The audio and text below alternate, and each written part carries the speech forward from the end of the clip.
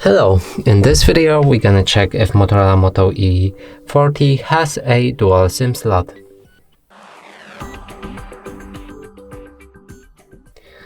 So in order to do this, first we'll need to locate the slot, and on this device it's located in the top left corner right here.